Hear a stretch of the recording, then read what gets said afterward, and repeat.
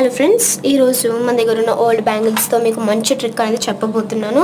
ముందుగా నేను ఒక ఓల్డ్ బ్యాంగిల్ తీసుకున్నాను. ఇప్పుడు దాన్ని థ్రెడ్ తీసుకుంటున్నాను. మీరు థ్రెడ్ బదులు ఊలు కూడా తీసుకోవచ్చు. ఇప్పుడు ఈ థ్రెడ్ని నేను టై చేసుకుంటున్నాను.